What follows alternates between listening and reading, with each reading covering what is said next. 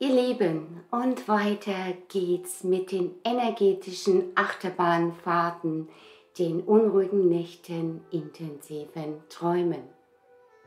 Ja, die Atmosphärenenergien bleiben chaotisch und die Tage entsprechend herausfordernd, denn auch Mutter Erde ist sehr unruhig und die Schumann-Resonanzen weiterhin völlig übersteuert. Wir erhalten also sehr viel unruhig stürmische Bewegung zu Beginn dieses neuen Jahres, was auch verdeutlicht, dass sich das Alte immer mehr in Auflösung befindet. Und das ist auch diese Müdigkeit und Schwere, die uns immer wieder fest im Griff zu haben scheint, denn der Körper ist ziemlich stark beansprucht mit diesem energetischen Chaos und braucht hier auch immer mehr unsere selbstbestimmte Unterstützung. Und auch die Sonne ist weiterhin sehr explosiv mit teils sehr starken Events. So viel kosmische Energie kommt durch unser immer schwächer werdendes Magnetfeld zu uns, ihr Lieben. Und es sind diese sehr hohen kosmischen Lichtenergien, die jetzt zu uns strömen, die uns im tiefsten Inneren triggern, uns verändern, herausfordern und uns wieder an unseren Ursprung erinnern, ja, uns wieder zurück zu unserem wahren Selbst bringen. Oh ja, es gibt in diesem Jahr 2025 so einige sehr bewegende Himmelskonstellationen, die nicht nur irgendwo da draußen stattfinden, sondern immer auch hier auf der Erde und in uns. Alles ist verbunden und das wird in diesem Jahr noch eindeutiger denn je. Es ist das Jahr, das die Wahrheit in allem hervorbringt. 2025 ist ein Neunerjahr, geprägt von vielen Enden und dem Anfang eines neuen Zyklus. Und das heißt, wenn etwas Neues beginnt, muss das Alte zerfallen, was jetzt immer mehr geschieht. Und wir können uns an all dem nicht mehr vorbei manövrieren, nichts mehr verdrängen, denn wir sind schon mittendrin. Alles, was nicht wahrhaft ist, wird gnadenlos aufgedeckt, auch in uns. Grenzen wollen jetzt klar gezogen werden zu allem, was nicht mehr mit uns im Einklang ist. Und gut auf unsere Lebenskraft geachtet. Ja, es geht nun um unsere wahren Werte. Und die neuen, dieses Jahr 2025, wird uns verändern, ob wir wollen oder nicht. Denn wir werden aus unserer Komfortzone und den alten Glaubensmustern herauskatapultiert. Nein, nicht sanft, denn das Alte wird definitiv Vergangenheit und eine völlig neue Zeit beginnt. Spätestens, wenn Neptun am 30. März in den Widder wandert, für einen neuen 165 Jahre Zyklus. Oh ja, es gibt in diesem Jahr so einige sehr bewegende Himmelskonstellationen, wie ich es bereits sagte, und alles, was unterdrückt wurde, kommt mit ziemlicher Sprengkraft hervor. Denn Jahr 2025 ist auch das Jahr der Venus, die für Lüge und Wahrheit steht.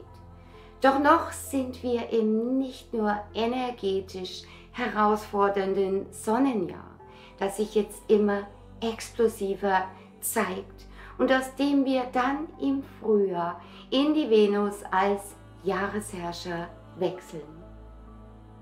Das übrigens nicht nur mit Liebe zu tun hat, sondern auch mit sehr starken Emotionen, einer sehr hohen Sensibilität und auch unserer Abwehrkraft insgesamt. Denn die Venus steht auch für Reinigung, Abgrenzung, wie auch für die Nieren, Blase und Haut. Oh ja, es geht unter die Haut sozusagen und auch um unsere Ängste. Um das Festhalten und auch um Vergebung, Blase, aber auch um Blockaden bezüglich alter Denkweisen, Nieren, Enttäuschung, nicht nur in Beziehungen, Projektion der eigenen Unzulänglichkeiten nach außen, als auch Aggressionen und Selbstvergiftung, wenn Probleme nicht selbst angegangen werden. In den Nieren ist die Lebensenergie gespeichert, die ein Wesen bei der Zeugung erhält und die bis zum Ende aufgebraucht ist. Und ja, die Nierenenergie wird durch Störungen auf Beziehungsebene stark belastet. Und hier sind nicht nur Partnerschaften gemeint, sondern unser gesamtes Lebensumfeld. Doch dazu zu gegebenem Zeitpunkt mehr. Und nicht zuletzt ist das Jahr 2025 auch das Jahr der Schlange, ihr Lieben. Und wenn wir die Schlange mal genauer betrachten, so sagt uns auch das sehr viel. Die Schlange als Krafttier steht für Wandel, tiefe Transformation und Wiedergeburt. Und sie gibt uns die Botschaft, dass alles im ständigen Wandel und Zeit ist, die Veränderungen für unser Leben anzunehmen. Ja, die Schlange steht wie keine andere für das Prinzip Tod und Wiedergeburt. Nur wenn du lernst, die Tode im Leben zu sterben, kann etwas Neues entstehen. Das Dunkle wird Licht und die Schlange hilft uns zu erneuern, unsere Ur- und Lebenskraft zu aktivieren, was auch heißt, loszulassen, zu vertrauen und selbstbestimmt unseren Weg zu gehen. Oh ja, die Schlange ist mutig und sehr schnell, wie es auch die Energien in diesem Jahr sind. Und sie steht für die Fähigkeit, alte Glaubensmuster und Verhaltensweisen abzustreifen. Doch es wird sich auch zeigen, dass sie sich immer wieder häuten kann und uns damit auch täuschen. Doch die Schlange steht deshalb auch ganz stark für Intuition und innere Weisheit, die das Wahre ans Licht bringt. Und man sagt, dass das Jahr der Schlange für uns alle lebensverändernd sein wird. Ja, es wird sich letztendlich noch vieles häuten, auch wir, um die Wahrheit zu entblößen. Und ja, die Schlange steht auch für die Schöpferkraft der Erde und sie ist als Krafttier eine sehr weise und mächtige Begleiterin auf unserem Lebensweg.